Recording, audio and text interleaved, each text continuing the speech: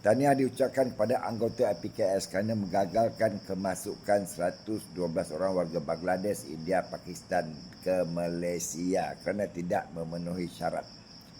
Kalaulah syarat ni dikenakan daripada dulu, saya rasa tak jadi masalah. Tetapi kerana adanya tali barut yang dalam line sana tu hari tu dah kena tangkap dah, maka Datuk Seri Anwarin telah melantik satu agensi menghalang kemasukan mereka, maka ini dapat dikesan. Diberitakan semenjak datang mereka berlega dalam ruang tu 6 jam. Tunggu isyarat kot. Kan? Tunggu isyarat kot boleh masuk. Ini amat malang lah. Kan? Tunggu isyarat nak masuk. Takut-takut masih ada lagi yang boleh berkompromi dengan mereka. Tapi Alhamdulillah, APKS ni berjaya mengesyaki. Kenapa begitu lama? Sedangkan kita baru balik daripada luar, nak duduk dalam tu 1 jam pun dah jemu dah. Mereka 6 jam, 7 jam, ada terjadi itu sampai 20 jam, 24 jam. Sanggup tunggu green light. Ada pula kod-kod tertentu agak-agaknya. Kan? Jadi amat malang lah kan. Jadi tahniah lagi sekali kepada APKS ni.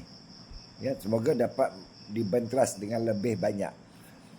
Cuma kita heranlah, kenapa begitu beria-ria mereka nak masuk Malaysia?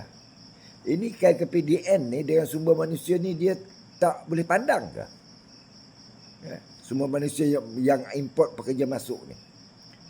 Cukup-cukuplah ambil daripada Bangladesh tu, cukuplah. Ejen-ejen Bangladesh ni matikan je, tak perlulah beroperasi di Malaysia ni. Cukup-cukuplah.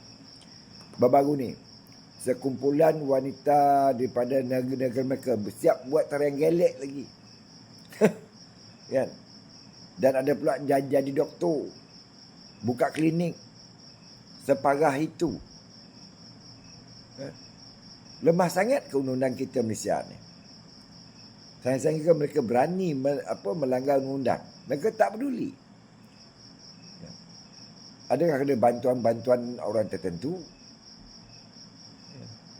Kita yang sebagai rakyat di bawah ni merasa amat sedih dengan apa yang berlaku. Pemimpin yang duduk parlimen tu asyik bercakaran nak menyelamatkan politik mereka. Tak pernah pun mereka nak berfikir secara serius tentang perkara ini. Tentang lambatkan warga asing yang tanpa hala tuju di Malaysia ni.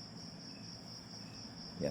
Saya kan cuba kita tengok macam negara lain. Mereka memadras. Baru ni saya pergi ke Thailand. Tak ada pula Bangladesh merayau-rayau, Pakistan merayau. Tak ada. Tak ada.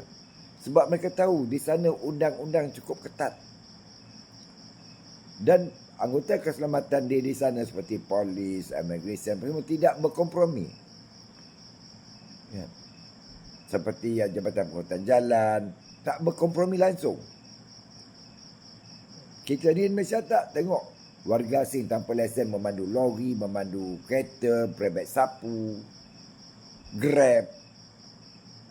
Banyak berlaku. Ini yang membuatkan rakyat menjadi resah tentang perkara ini.